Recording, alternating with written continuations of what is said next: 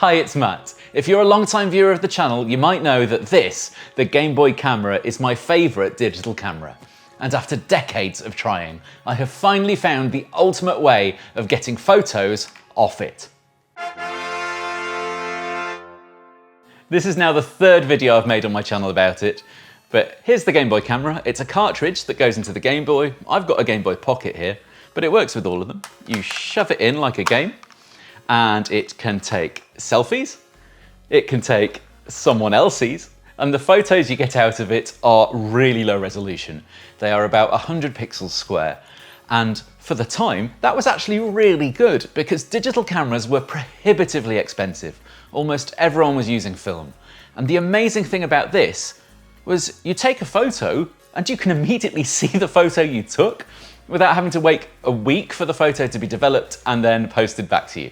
I have had this since then. I've had it the full 25 years and I still love it. Obviously because it's steeped in nostalgia, but also because even with its low resolution, it takes surprisingly intelligible photos. Being from the 90s, it was never designed for getting the photos off it onto your computer, because not everyone had one back then. But I've always wanted to do it, so I have tried 3 different ways over the years. The first one was very fiddly, but it got the job done, but not very portably. The second was something I cobbled together myself out of a Raspberry Pi, a cartridge reader and a 3D printed case, which I called the Game Boy Photo Wi-Fi Transfer or something, I can't remember. I'm not very good at naming things. The way that worked is sometimes it didn't always work, couldn't work out why, so I'm gonna file that under fiddly as well.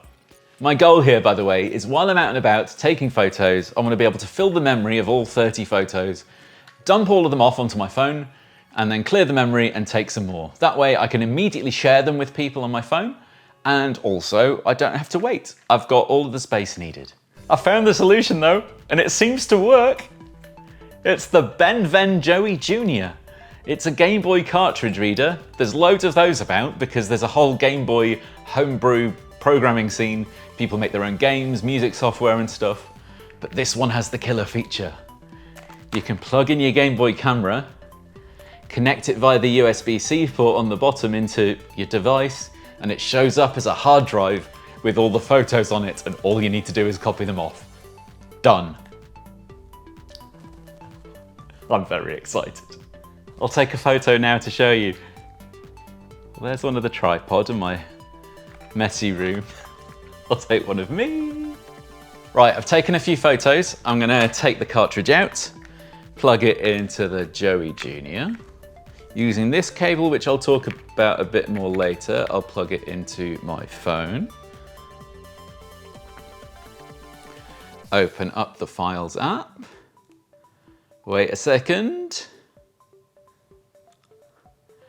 The Ben drive has appeared. And these are the photos. The previews take a while to load, but if I click on the first one, ta-da! And I can now select as many as I want and copy them across.